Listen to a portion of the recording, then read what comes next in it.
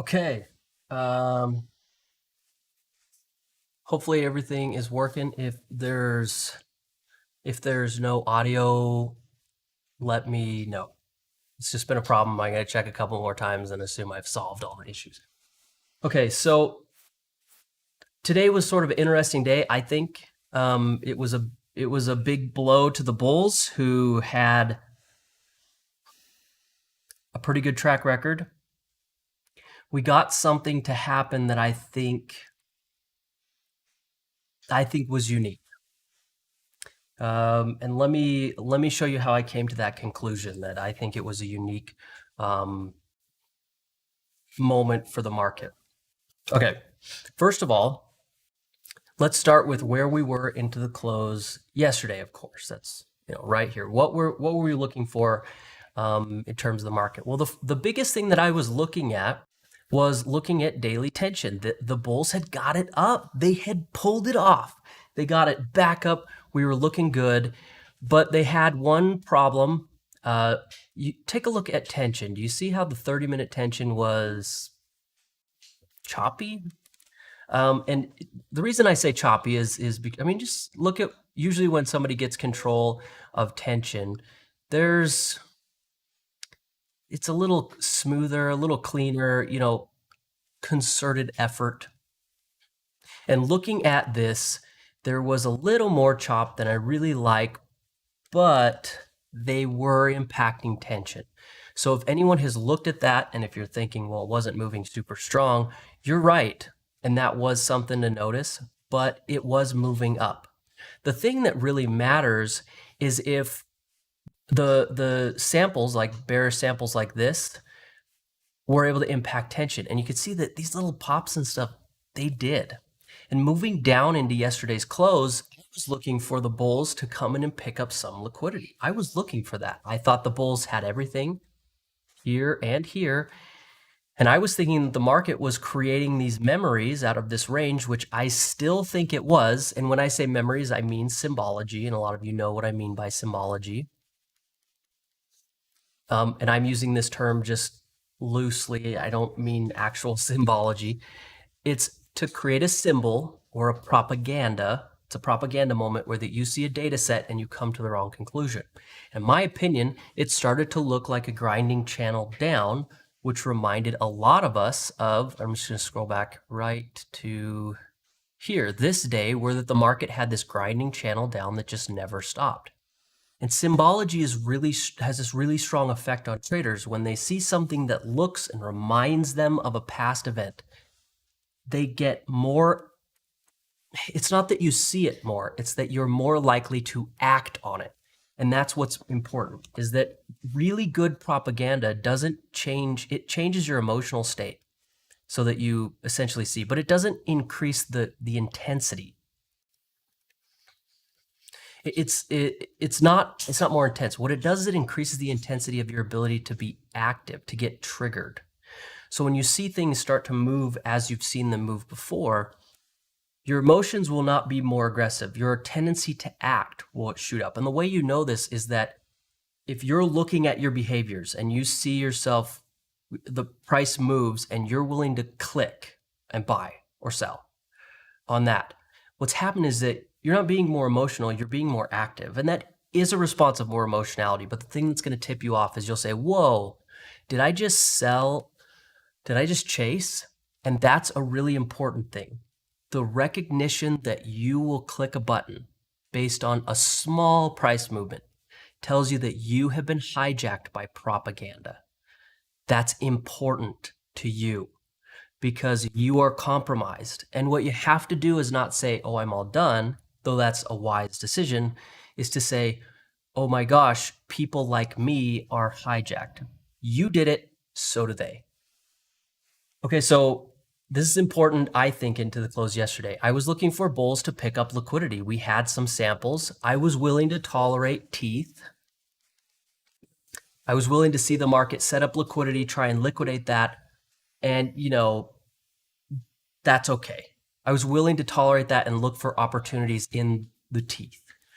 So into the close yesterday, I was thinking, okay, these bears have just kept pushing, and I think the opportunity will be a zero test, and then the bulls will come in and pick this back up, as they've done many, many, many times before. They were able to come in and keep daily tension up, and they did a good job. It was tough last time. I think this was tough because it happens so frequently, but they didn't not show up. And today we had the market pop down, and I was having that same mindset. And you can see right off the open, so right off the open, look here. It pops up, and there's a little volume that's a little early, but we're going to associate that with this right here. So bears come in, or sorry, bulls pop down right there. I'm sorry. And there's the bulls. You see that move down? There's the bulls. And the bulls do nothing. This is shameful. I mean, come on.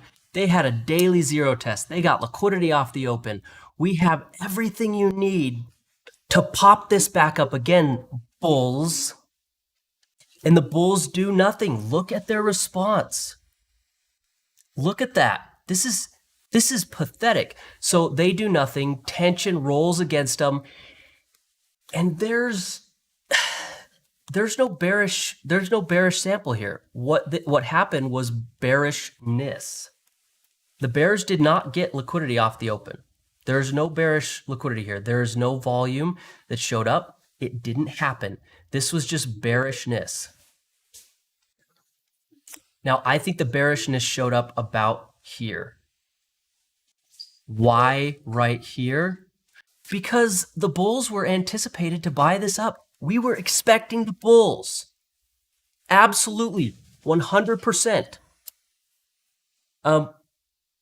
The bulls, we wanted them to show up. They got a zero test. I'm hoping that my filter is, I have a little boy singing at the top of his lungs behind me. So if you guys can hear that and it's making it hard to understand me, let me know. I'm hoping it's getting filtered so you guys can't actually hear him. Maybe you can. I don't know. He's literally like 7 feet away. Okay, so I was anticipating bullishness showing up. I was anticipating, I mean, you could see that the price started to pop up before the volume got there, and it just did nothing. The bulls, they got handed an opportunity, and the bulls said, but the bears didn't get liquidity. This, in my opinion, is an open top. Sorry, open top. There's no bears there. There was nobody there. It just, the bulls fell apart, and the bears never got great liquidity. The bears didn't get liquidity until right here. So the bearishness, I think, showed up here. The BN bearishness, I'm going to call it. The bears get liquidity here, and you could see that they were able to get that through. The bulls get 30-minute sample after the daily, and the bulls, let's see. So the bulls got, you can see right here, right there, and right here line up. They get volume, and there's a little bit of a pop right there. Can you see that? But no impact on tension, not even a little. These bulls suck. They're the worst. What are you doing, bulls? What are you doing? What? What is their goal? And it looks to me like they just left. They just left. There wasn't a fight. There wasn't a struggle. This was empty streets. This was a vacant building. There were no bulls to be found. They didn't even try. Not even a little bit. And I think what happened was yesterday into the close, we had a bullish sample that looked pretty dang good, in my opinion. We had trapped volume. We had a couple. And right here where the volume showed up. And this curled down, and you see that I think the bulls got liquidated right there into the highs, and it was done. The bulls let the bears have it yesterday into the close. And I was still looking for broader opportunities to, okay, hold on. Maybe you guys can't hear the singing, but I'm having a hard time thinking. Just a second.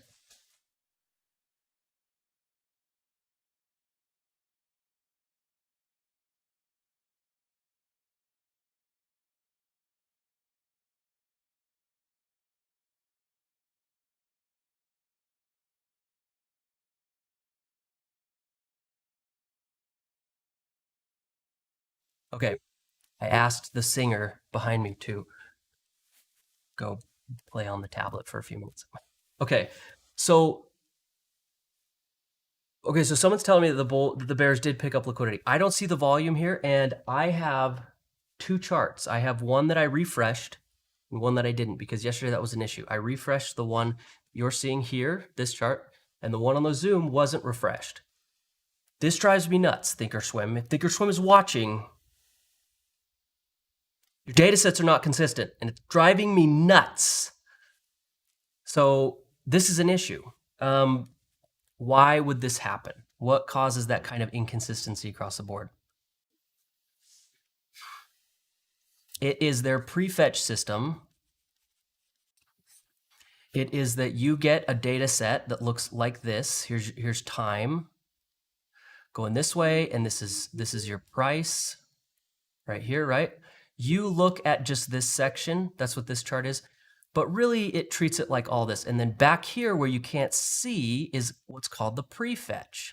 And so they'll load in data here, and the reason for that is so if you have an EMA, the EMA can be all screwed up back here, and then it's nice and lined up by the time you see it. That's a smart idea. The thing that drives me up the wall is this prefetch area is inconsistent.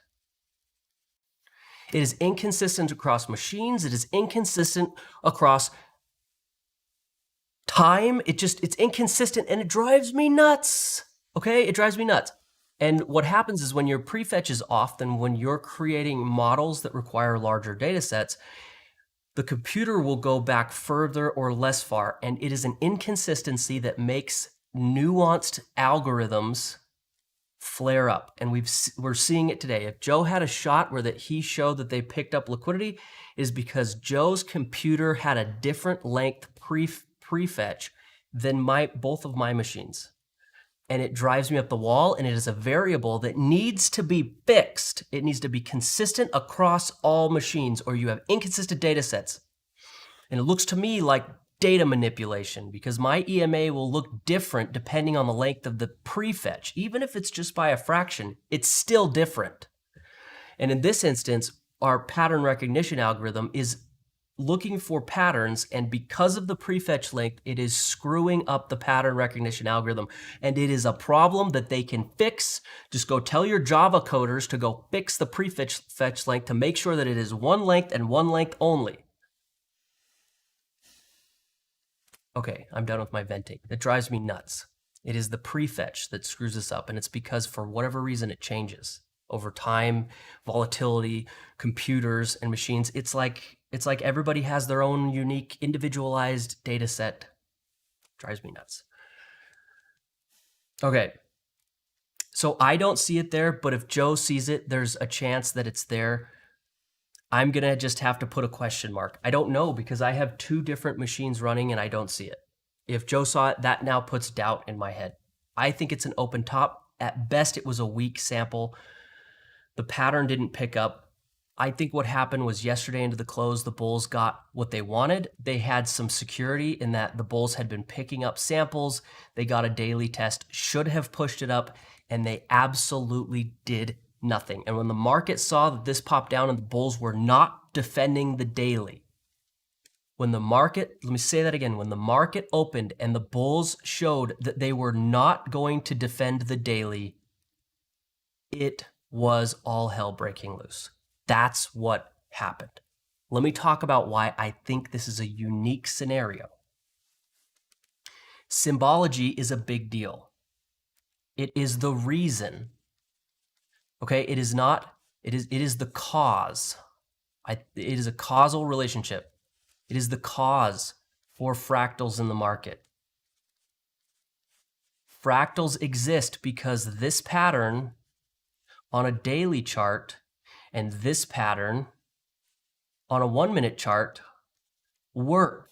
It's the fact that you responded to both that matters. We see the rhyme. They rhyme.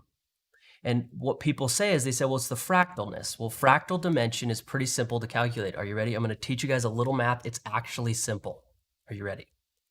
If I draw a straight line between 2 points, A and B, the fractal dimension is 0. There's no roughness to it. What does that mean? Well, take a look at something that's a feature of this. You have the distance, so I don't know why I drew a D, A minus B, which is actually not the way you calculate it. You do B minus A, because anyway, B minus A is going to equal, I don't know, we'll say D. But what's the actual distance it traveled? Which is what's the length of this rope? And in this instance, it is D. They're the same. So you'll get this, D of the distances traveled and D the length of the rope, and that's going to equal 1. 1, and it's a percentage. But what happens if we lengthen that rope? It's a really simple calculation. Are you ready? Watch. A, B. So we say B minus A. And look, the length of the rope is significantly higher than the distance that the rope traveled. That's the fractal dimension. So then you take the length, right? You take the distance and divide it by the length, and it's going to be a number between 1 and 0. It's going to be, that's your fractal dimension, your fractal dimension. And that fractalness is what a lot of people look at. Then you can look at shape. And in my opinion, two things that look similar, fractal dimension doesn't, it's a roughness calculation. It says how rough is something. You know, you see something soft and something rough, and that it's just how rough things are. You could do three-dimensional and stuff like that. In this type of math, we tend to do linear fractal dimension. It's along a straight line. It's just one string of data set. Three-dimensional fractal dimension is a little different, but it's a similar philosophy. So what happens is if we see a pattern, which was a downward moving channel, that's got a fractal dimension to it. It's also got like a vector, a direction. So you could say the fractal dimension and really it's the regression. And that's what you're looking at, right? You're looking at the roughness of the move and the direction. So you want to take a linear regression, and you could get those calculations pretty simple. Do a linear regression, get your fractal dimension. That tells you about the channel. And you could draw a channel on there, sure, but I don't think the channel is actually what people are looking at. I think they're looking at that. This is one of the major components of symbology. It's the thing you look at with your eyes. And I think people saw that. They were reminded of a huge downward move, but then they got a huge downward move. And this is why I think it's so unique. I don't like markets.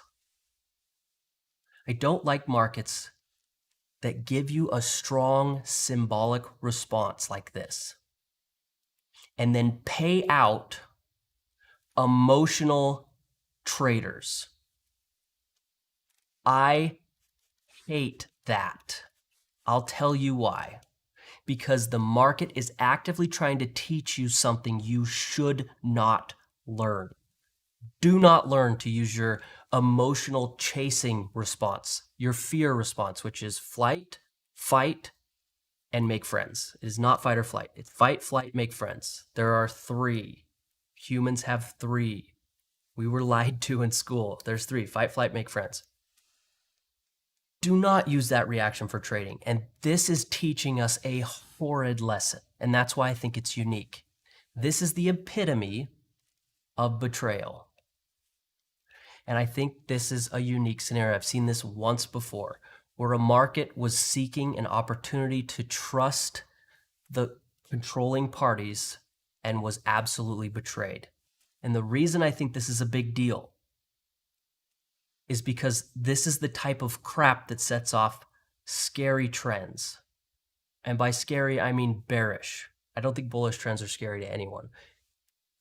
Bearish trends. When you betray people, the real people, think about what that means. It means that money came in, money, the thing that runs the world, and that wasn't enough. That means the market has another objective. That's the way I'm looking at this. Reality was here. We had rational traders. They were looking at the symbology. They knew what it meant, how it would work. And for whatever reason, the market betrayed Cold, hard cash. Its own blood. That's a problem. It's a big problem, and it's heinous. So I think this is a big deal. This was a huge deal. They betrayed the core fundamentals of markets. Well, you can see the response of the market. When you betray the core fundamentals, guess who shows up? Those dirty little bears. This is a bearish thing. It's one of the reasons I don't really like bears. Never liked bears. I don't like to trade with bears. They're snakes in the grass, in my opinion. So that's what happened. We betrayed the fundamental aspect of markets, which is money is king. He who has the gold makes the rules. That's how markets work, and there's no other philosophy. This betrayed that. There's another objective. There's another objective. If that's what it is, Berger just said markets want to boot out Trump. That is an objective that is not profit. So this is a question that I asked you guys to think about before a while ago, and it's really important. If you're an institution, your goal is money. But is there something besides money that could motivate a market to move? And it's straightforward: power and leverage. That's it. Because there is a time to say, I'm willing to lose $100 million if you give me power. People will pay, and markets will move to grant power. And if it's to push Trump out or something like that, this is ridiculous, because this is absolutely not what markets are for. And I think it is just shameful. I mean, somebody's paying for power. And if it's to push out Trump, sure, maybe that's the objective. But the point is that I think there was a very strong case for bulls to pick up this morning, and I think they should have, ought to have, and it was their moral obligation in terms of what a market is, and they didn't do it. This market has another objective. I don't know what it is. It could be to push out Trump. Somebody would say, Berger Analytics said that. If that's what it is, okay. The point is, I don't think that's what the markets are for. And I think it's a cheap shot. So let's consider this. What does that mean when you betray this? Well, I'll tell you what it means. Straightforward. If you're a large institution and you do, it'd be like going into a grocery store and trying to buy something and you get beat up. You don't go back to the grocery store. That's what happens. So I think that we're going to see a vacuum. We're not going to see a bunch of traders come in and participate as strongly, so we could see things get aggressive. And I know that sounds backwards. You might say, well, what if traders stop trading, markets don't move? I think if traders stop trading, that's a power vacuum. And we have had some recent really good examples when the cops leave, the ones who have the power, so here's our power. When the cops leave, what happens? Obedience? No. Gangs grab up the power that you get when you get the normal power to leave. There's a power vacuum. Why can't people just get along and follow the rules? Because we're stupid. All of us. We're all just a bunch of jerks. Otherwise, we wouldn't need so many cops. The cops would have left and everybody would have peacefully gone on with their lives and jobs. But instead, what happened was the gangs had to step in, and the gangs were unmanageable. You can't tell somebody with an AK holding it to your head, you can't do that because they don't have any rules. It is absolutely foolish to remove a regulating body that you can actually influence and replace it with a regulating body that has no control, because they will do anything to establish regulation, and it will just get worse. Power destroys people. And I think that's what's going to happen here. We have the regulating body, who was the normal people who knew how markets worked, got betrayed. And now we have a power vacuum. And I don't think it's going to make things better. I think things are going to get more volatile. And volatility, and for me, does not mean the VIX shoots up. That's not what I mean by volatile. What I mean by volatile is like a pot of boiling water. It's messy. That's my expectation. And I think this was a big deal. So let's move forward from here. Now you've got my why I think that this was a unique event and why I think it's going to be important moving forward. We just had a power vacuum in the market. We just betrayed the people who matter, the institutions, the funds, the big guys, and they're going to go like this. You guys, I'm not going to play. I don't want to play if you don't do what I want. And they'll walk away for a while. I don't know how long. Probably got until at least tomorrow before they want to come and sit back down. I mean, if you just lost a bunch of money in a big account, your cortisol goes up, your emotions flare, you're compromised, you say, I'm going to go home, drink a little, cool off. I'll come back later when I feel like it. That's what they're doing. So we move forward, we see that the bears popped up here. This is the first time that I know conclusively that there were bears. So this is, for all intensive purposes, the high. You can call this the high if you want. I know that somebody said that they had a screenshot of bears coming in, and that may be the case. I can't see it, so I can't use that. For me, that's the high of the day. That's where I can see on both of my machines, one that was not restarted to deal with that prefetch problem and one that was. Both of them agree. Bears failed to show up. Okay, so bearishness shows up. Bears get a sample right here. And you get this. You see this going on? This is the scope of the bear. The bears show up. They hit, they impact, they take out the 30-minute, they take out the daily. Their job is to run this just as far as they can. How far down can they run it? This far. As soon as this gets up here, we're going to get another sample of the bears. So the market at some point stops moving down, realizes the scope, and this sideways is just waiting for this. Once this bearish sample gets hit, this is the moment when we'll see what's coming next. And it looks pretty clear. We have 15 minutes left. It waited all day to get this next bearish sample. In my opinion, the best trade was right here. This was the #1 trade, and it was a short. You could tell the bulls had failed. There was conflict, there was drama, there was issues. The bears came in, they got liquidity, they took out everything. That was a great short. It gave you everything you wanted, and it worked really well for a bearish trade.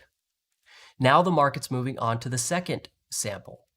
And if you sell here, there's a chance the bears will show up, but you also have to remember the bears are already in, and you're getting in late. If this is your first time getting in or whatever, you're going to be getting in late, and you may have to deal with some teeth before that they can come in. And look at this, 68%. This is high. This is high levels of counter tension. Positive forces in the market, 68% positive force is pushing back up on this. You can see that the bearishness pumped this bad boy all the way down to really strong levels. But now the bears have one more problem. And I think this is going to be important to interpreting this. Let's scroll back a little bit to right here. The bears did something phenomenal here. This looks very similar, right? We had up here, pushes down. The difference is they didn't get daily tension till here. But they shoved this down, and on this day, they got to high levels. This was high. It was like 60 or 70. And then the next day, they got their trend, and they got it to 95%, the highest I have ever seen, and immediately failed. Well, not immediately, but it seemed like immediately to me, they lost control. I think this is important because this is what's going to be on your mind. You're going to have to say, I know that the bears can continue, but that's not typical. So we got high levels of tension, and then they pumped it a second day, and then you see they lost control of it, and it reversed back up. This time, they pumped it down and got daily tension at their high levels. Do you anticipate the bears pumping this further again? Is there some reason to go to 95? No, I think betraying people just caused issues, and there's going to be some vacuum, which in my opinion creates a very volatile range at best. So I think right now the focus is cool off or a burn. We need to burn that off. How are these bears going to burn off this market? The bulls got burned. The bears took advantage of that. It was a little messy. Now what do we do? Well, if tomorrow or if into the close we get a bearish sample and the market just keeps going up and opens higher, those bears are screwed because they put everything they had into it, and I think they're positioned about here. We can mark that on the chart. That's where I think they're sitting. I think they're here. I think that's where the bears are at. I'm going to make it a solid line to indicate position. And I think if they're going to liquidate, you can't hold here. It's, yeah, it's there.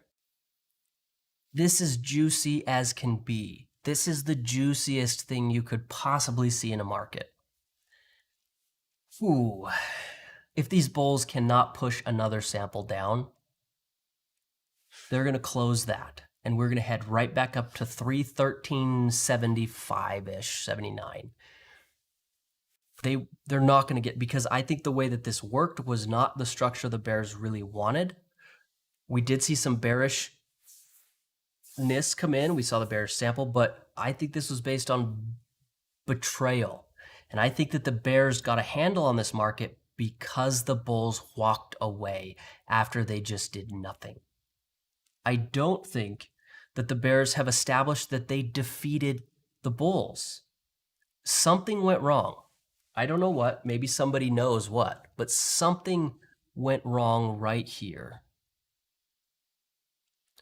Something. And it motivated the bears like crazy. So here's our spread from position to stop loss to liquidation. And if these bears can't manage this, I think we're headed right back up. And they'll lose control of daily tension. Of course, there's going to be a daily zero test to deal with, a 30-minute zero test to deal with. But that's the scope of the upside. Let's look at the scope of the downside. It is most likely that we would not see this continue to pump lower. That would be crazy. At best, they would get something that looks like this. And we close sort of where we opened at. The best scenario the bears could get is to let this burn and then repump it down. That's the best. That's what they need to do. But I'm not sure they're confident that would work. I think if the bears let this go, the bulls are going to shove this up. So I think it's scary. That would be structurally the best, but emotionally or in terms of your enemy, if as soon as the bears let this go, it's going to just cave the bearish case. That's what I think is happening. So if the bears are going to win this anymore, they need to get prices down and they need to keep those things down. They need to keep this bad boy down. They cannot let it move up, because if they do, the bulls know exactly what to do. And that's what I think is on the table right now. And the bulls, where are they? We haven't seen them in a while. They're just like waiting in the wings, and they can't even really get sampled. So I think the bulls are just going to wait. There's no reason for bulls to show up yet. I think the best thing the bulls could do, if the bulls need to just wait. So the bears can push this down further. Because, I mean, can you see why? If the bears could get this down further, but it's going to play against them because they're not going to be able to pump tension like they did unless there's some news event that I don't know about that's going to happen tomorrow. But the bears need to keep this down, which means likely come down here, test this low at least overnight, and try to get the market to open in this area here around 303-ish. And then tomorrow morning, they're going to have to just keep this down and try and grind prices down lower. That's the best case for the bears. That's what we got going on here. They burned through all of the velocity. That gave us our scope. So you kind of know when the trade is done. So if you've gotten in here, you watch this get all the way up to zero, and then you know that that's when you start looking to empty, to close your position. And then at this point, which is right about here, then you're going to be looking to see if those bears can re-hit the market, because it's not a process where you just get in and walk away. You have to keep working this market all the way down. You do not get a trend doing nothing. It takes effort, timing, skill, cunning. So that's what these bears are going to have to do. And if you saw that right there, the bears almost got sampled, but there was no sample. So why not? And okay, so this looked like the 50 hit, which we see the 50 right at the 50. So it's like 150. Well, 150 my time. This is 350 Eastern. And we had an algorithm come in. It's the 50 algorithm. That's what we've been calling it. Tomorrow morning, this is what the bears need. Let me lay it out on the table as plainly as I can. They need this series of events. 1, bull liquidity. 2, bulls hit. 3, bulls fail to impact tension. 4, bears liquidity. This is what they need. And then 5, hit plus impact. So they got to have that all just line up.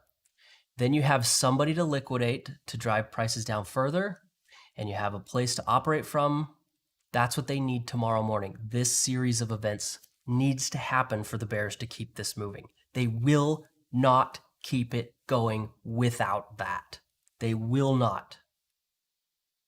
So look at that series of events, internalize it, and remember it tomorrow morning, because this is going to be the difference between the market doing this and the market making its way down further. If they can't get that to happen, they need the bulls to come in. I mean, really, who were they liquidating here exactly? We took these guys out. We saw their liquidation yesterday. We took these guys out. We saw their liquidation. They bailed. So who's upside down here exactly? Nobody. There's no bulls upside down. We don't have a big position. I think they liquidated or hedged or whatever, and the bears need to catch someone new tomorrow. So can they? Well, yeah, sure, it can totally happen, but I'd really be skeptical of seeing this continue. I mean, if this started to move down tomorrow morning, I'd be really concerned it's just going to turn back up. I don't think that's reasonable. I think a move up and then probably just sort of a lame like that would be the best for the bears. So I want to lay that out because I want you to understand what I'm looking for tomorrow morning to try and get involved in. You need in this case, the counterparty is the bulls. We need them to come in. We need them to fail, but they got to hit. Like, we kind of want to see that there's a group active there, a shadow group, and then catch them upside down and run them as far as you can. And you know how the games work. Get them hopeful, get them apathetic, get them to move that stop. And you know how that works. So we're going to need to see that process lay out. So how will this work out? I think the best way, a mild gap up with velocity up here. Get that velocity to sample those bulls, because that's going to, this is seen by more viewers. So the viewer count here is going to be, maybe it's 100,000 people watch this, and something like decay is only going to be hitting maybe something like 10,000. I don't mean 10,000 people use decay. I mean people tracking the energy or the decay of energy inside of velocity. There's probably much less fewer people tracking that. So I think a velocity sample makes more sense here. The bulls, you need more bulls, better run. So I think that makes sense. A little move up, get a sample, see them do nothing, and try and pump this lower. See tension just basically sit, and then maybe curl down a little bit as they liquidate, and basically just close flat. That's what I would expect to see. And then whatever you can do to try and take advantage. The point is that this expectation is going to help you more than tracking the bears themselves. The fact that you're seeing the counterparty get stuck, the fact that you know what their objective is and what they need is going to help you interpret the market events better. And I guarantee you, this market is going to trick you. They're going to do everything to trick you from between here and tomorrow, because bears have this fickle way of operating. If they don't trick you, that's a problem. So, I mean, bears are all built on emotional knee-jerk demand type things. We don't ever see bearish markets. There's really no such thing as a bearish market. Markets are not built to go down. They're built to go up. So it doesn't make sense to see a bearish trend. So where do we get bearish trends from? It's all to do with emotional manipulation. It's never to do with structure. It just doesn't work that way. It wasn't never built to go down. It wasn't. If you think it was, you're nuts. Why would you build a market that's built to go down? That's insane. You want a market to go up. You want them to go up.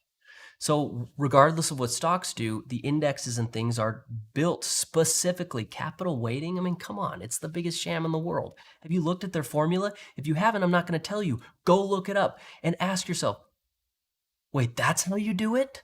And then ask yourself, what does that mean? It means this. It's not designed to capital weight in the way you probably think. It's designed to capital weight to do this. Google the formulas, figure out how they work, and then consider what that means. And it really only means one thing. And so bear markets are not built based on structure. They're built based on the destruction of structure and the emotional responses associated with that destruction. That's it. When it comes to Bitcoin and stuff, I don't know. But when it comes to indexes, that's how that bears work. They break down structure and then they capitalize on the emotional knee-jerk as a response to that. And that's what we saw today. And I think it's jarring. I don't like that. And so moving forward from here, the mental state for me is going to be pretty straightforward. Rebuilding. Rebuilding is hard. And that's why I don't really like bears. They just break things. They're all about just breaking things. Rebuilding a structure in the market means you got to find people. You got to reestablish your cases. You got to show that you can pummel the bearish market. You got to show that you have capital, that you have big players. Like there's all this stuff. They got to get a good position, which could mean liquidation after liquidation before we finally get to a spot that established. Rebuilding is a big pain in the butt. And I think this is the phase we're sort of at. It's rebuilding the bullishness in the market, and that can take a couple of days. It could take a week. It's hard to tell. It could take one day. The point is that I think that rebuilding is a big pain. Before today, we had bullish structure of the market. We could have kept going. Today, we broke down the buildings. We dropped it, and now we have to rebuild, and it's going to take a little bit of effort. So make sure that you're on the edge of your seat. Make sure that tomorrow when you see things set up, you keep in mind, the bulls gave up yesterday.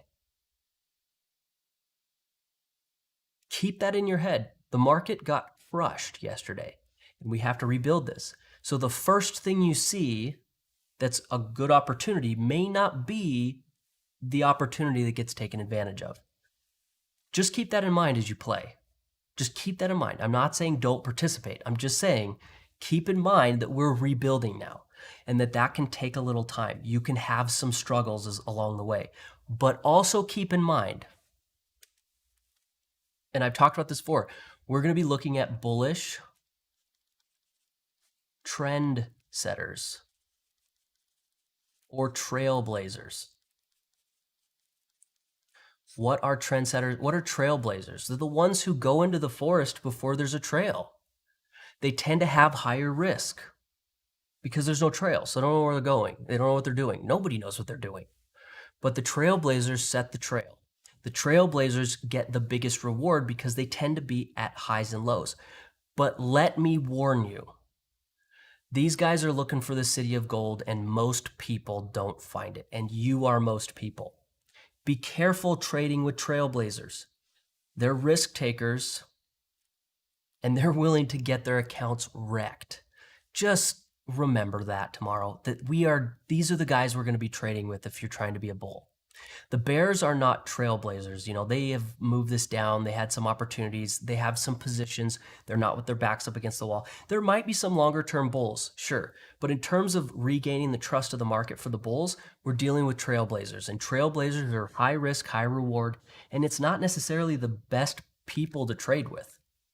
If you can get in with them at the right time, this is what matters with trailblazers. Your market will look like this. The trailblazers will try, it'll pay out big, and then the trailblazers will try, pay out really big, and then they'll try. This is the crap trailblazers deal with. So just remember that. Take your money tomorrow.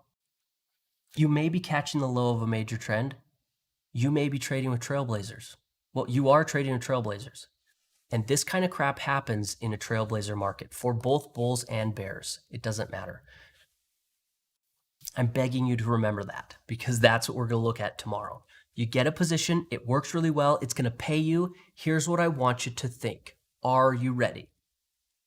If you're used to a 10-point profit, which is my favorite, I think 10 is great. 20 is good. 100 is okay. But 10 is great. It's consistent. Markets love 10-point moves. If you've traded the ES for years, you know the ES just loves 10. It just loves it. It's like this old bias from all the traders play. We just love 10. We just love it. It's $500 a contract. And everybody knows that when I just love 10. It's a nice square number, looks good. I'm happy. Yeah, it moves more, but I'm happy. I got my little paycheck. Let the market play. I'll play with it the next opportunity, okay? So if your expectation is 10 and you're trading with Trailblazers and you get into a position and it's up 20 points and you're thinking, oh my gosh, I caught something huge. Just remember that you're a stupid mouth to feed and you're getting double stuffed here. You're getting double the fee. Take the money. Take it. Do not think that trading with Trailblazers and having a profitable position is somehow lower risk. It isn't, because that 20 can go away like that. If you get paid more than you're used to, take it. I don't want you trading tomorrow and then remembering I said this to you, warning you about Trailblazer trading, and then you got extra money and then you're like, crap, I should have taken the profit. I don't want to hear that out of any of you. That's what's going to happen. It happens all the time. Trailblazers get big rewards and they get them wiped out, and then you take a loss because you forgot. You thought that Trailblazer risk was normal. It's not. They'll get wiped out. You're heading towards the city of gold and you're feeling real good, and then a tiger rips your face off. You were almost there, but there was no trail. It's a big deal. It's a big deal, and it needs to be in your head tomorrow. So, okay, so I've thrown my warnings. I've given you the structure. The bears, to continue this down, need to trap some bulls. You're dealing with Trailblazers, the bullish Trailblazers. So you got an idea of the risk you're going to be dealing with. I want you to also remember one thing. Options are not safer. They're not safer. I don't trade options on the ES unless I can get 15 points. We haven't seen options like that in a long time. 15 was the normal. So I like two things in my options. I like them to be in the money, because then I actually own something. Out of the money is like trading for nothing, just possibility, which could be okay if you catch a major trend. But I like a little in the money. It doesn't have to be much, just a little. So I look for the first strike. I just love in the money. And I look for the smallest amount of cost. And it tends to be, let me give you a good rule of thumb for options. If you're getting a strike right here at 30.20 and you're going to long a call, meaning you're going to pay money, you pay that money in. I want the amount of money I paid, my premium, to be less than the distance between my strike and the high. In this case, we'll say 3,100, which means that my strike needs to be less than 80 points. And I really like it inside whatever range we're dealing with. I do. So we'll just grab the 3060 here. So it's got to be less than 40 points for me to really, if you're not paying a premium that's inside that range and you're day trading or you're trying to trade these impulses like this, you're just vomiting money. And if you're out of the money, you're vomiting money for something you don't even own anything. I want to own something. And you should not think of options as something that can tolerate a shove to your stop. They can. I use them for overnight trading so I can sleep. If I'm going to hold overnight, I prefer options, not because I think they're safer, but because markets can dive and stuff, and I like to wake up the next day, and your whole objective is to not lose a bunch of money. But intraday, honestly, options they're not necessarily safer at all. They just feel safer. So just be careful when you're saying it's higher risk, I'm going to jump to options. Okay, but just remember that options have this really high propensity to trap you into them, and if you paid 40, you'll take a 40-point loss instead of maybe a 15-point loss or a 5-point loss. And you'll say, oh my gosh, this just took longer, but it got all 40, and you don't want to lose. This is a faster drain. It doesn't seem like it, but losing 40 points over the course of a few days to the expiration is worse than losing 15 points now and then reestablishing and rethinking or catching the next move. Options are not safer. In my experience, they're more dangerous. In my experience, they destroy you quicker because you think they're safer, and so you do stupid crap. I bring that up because trailblazing can seem like you might say, oh, okay, well, if they're going to do this kind of stuff, I should trade options. Maybe. Just, I don't want to hear people saying, oh, yeah, I bought a 50-point contract and I held on to it to expiration and I lost all my money. It's like, what's wrong with you? It wasn't safer. So that's my warning with options. I don't know why I'm warning everybody. I just feel like I'm warning everybody. I think this is an important event and tomorrow's going to be a big deal. These bears can get this to work out. We may be looking at something you might call a bearish trend. Personally, I think it could happen. And over the long term, if you're looking at like a daily chart, let's flip over here, that we could be looking, or this isn't a daily, it's 4 hour. We could be looking at a move down, maybe down here. But, you know, overall, you could see this has been rising and we're getting a little flattening here, but it's not quite down yet. And if you look at the other charts, which let me pull up the Trade Trust Group, it has the best fit vectors, which is a special calculation that weighs in some extra features. There we go.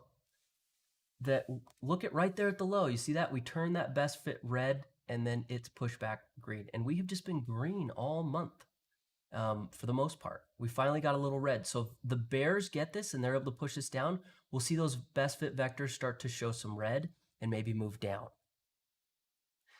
But if that doesn't happen, this is probably just going to stay green. And the low was essentially when the monthly best fit, it's like the monthly cumulative best fit weighted vectors turned red right here into the lows, which this is some aggressive math. That was really just a trap. And we see this actually at least once a month. At least once a month, this is the thing that happens. So I want you to just be careful, okay? I'm trying to like stress all these things that could be going on tomorrow, and you have to be on the edge of your seat. There is no room for lazy trading. You must get what you want. You must have an expectation. You must say, I expect this to happen. You need to be getting what you want. If you're going to catch a big move, it is going to act. I don't know why I did 2 T's. Sometimes I wonder about my spelling. Act exactly like lick like I drew a U. I meant to draw it like you want, okay? You're gonna be saying, I wanted this, and you're getting what you want. I wanted this, I'm getting what I want. You should be having that experience. That's what a good trade tomorrow will look like. And as soon as you don't get what you want, dump it. Take the money. Be careful. Typically, the best trades are not at the, if you have a major trend that does this, this is typically not the best trade. The best trade's typically about here. This is high risk. This is bad trading. If you have a trader that's constantly trying to pick up these pivots, they're bad traders because they're carrying higher risk, because that's what happens. You get high risk near the pivots. The lower risk comes in after the establishment. You want to catch the meat and potatoes, not the high risk, high reward. No, you want meat and potatoes. Meat and potatoes is good trading. That's a good trader, because it's consistent. They can do that for years. They can understand markets. So I want to make that clear. We are at one of those moments where things are risky, where events have changed. Be on the edge of your seat. Big event tomorrow, bullish sample. And then we're going to know what's going to be happening with this whole thing. Okay? So that's where we're at. That's what I see in all this stuff. That's where I think that the market's at. I hope it was helpful, and I hope that these numerous warnings are useful, and that tomorrow they end up playing a significant role in protecting profits, retaining capital, and helping you understand what's going on in the markets and why the markets are about to do what they're about to do. If they help, I'm super excited. Otherwise, you have, hold on, there were some comments here.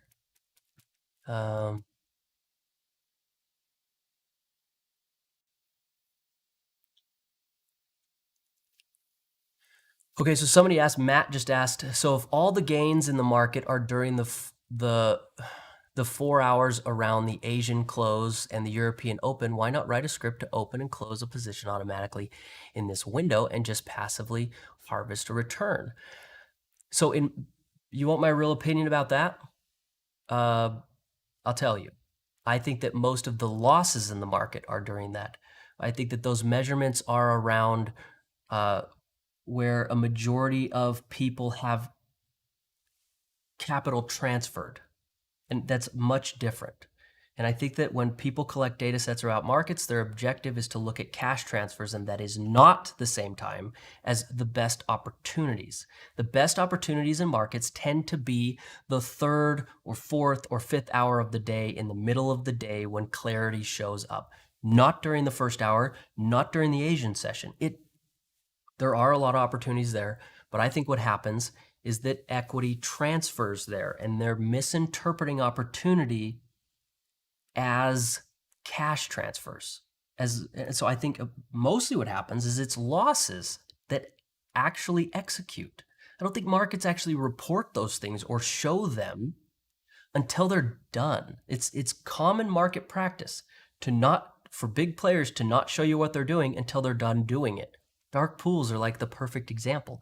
And I think that that's what those data sets tell you, which means that your algorithm, which is attempting to attack the market when cash transfers are high, means it's extremely exposed to losing money, because that's really what's going on. Big traders trade when you're not. They get in when you're not. They get out when you're getting in, and they know how you think. They're always front-running retail, always. They don't do things unless they can front-run everybody. The whole point of profits is that there's three. You can be first, you can be right, you can be bigger.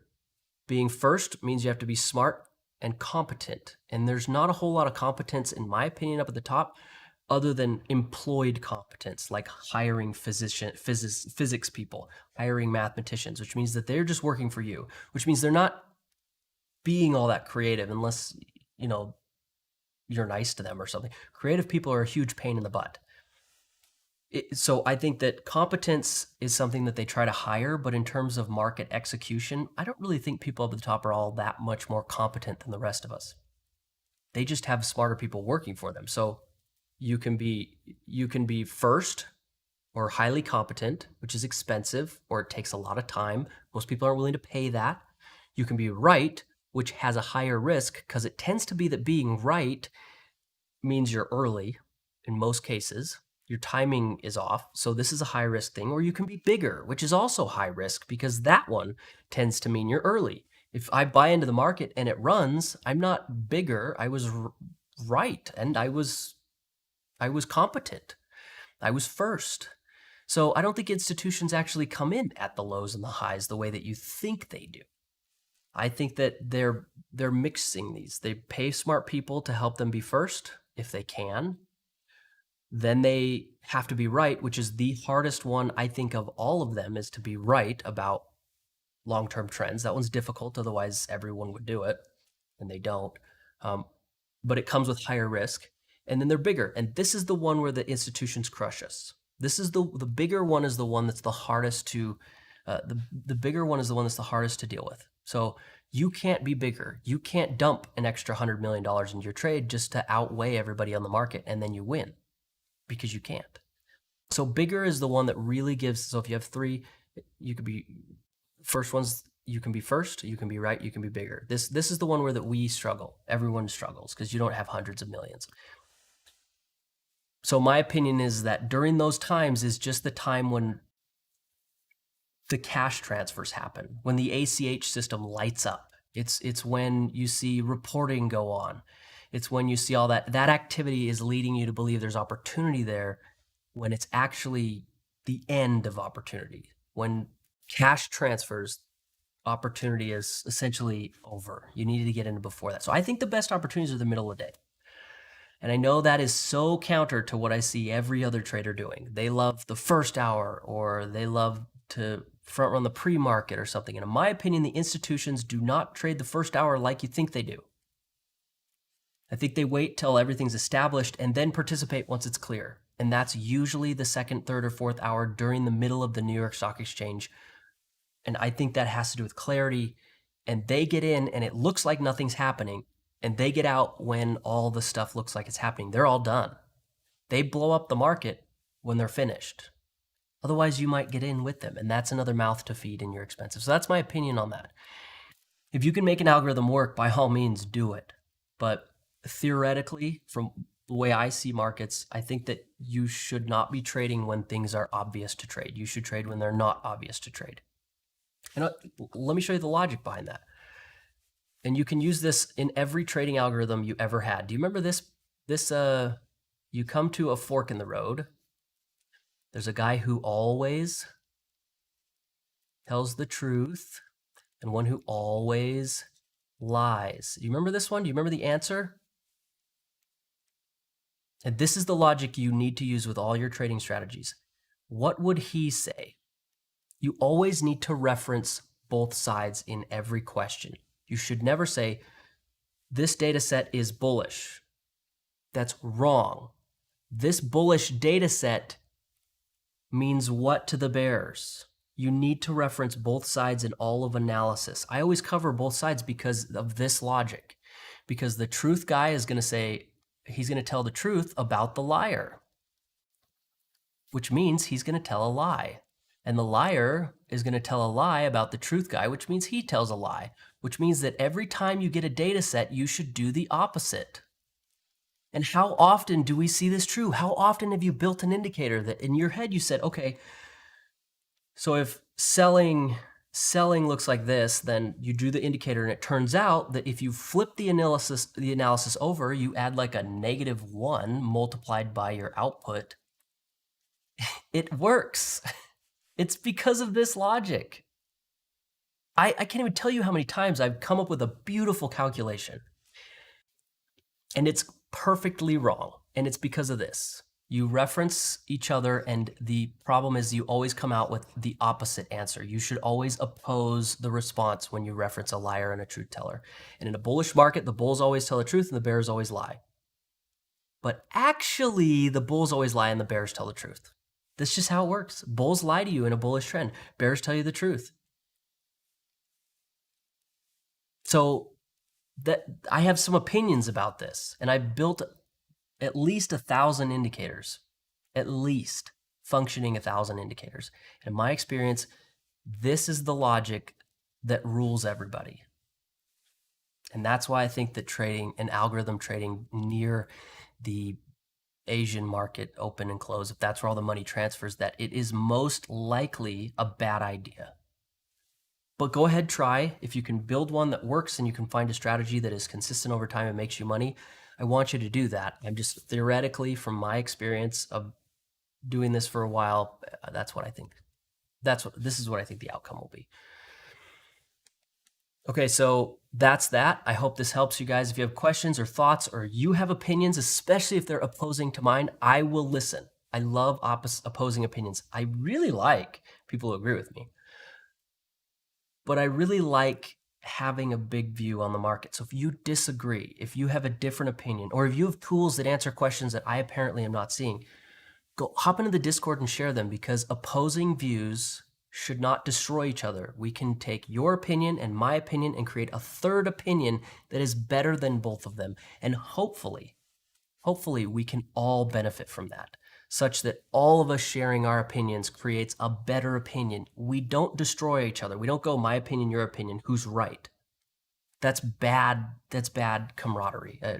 If you're a bear and I'm clearly a bull, please share your opinions in the Discord. Let's work together to get a third opinion that's better so we can all make more money. We all win when we all win. We all lose when we can't get along. So share your thoughts. Thanks for being here, and I'll see you guys tomorrow.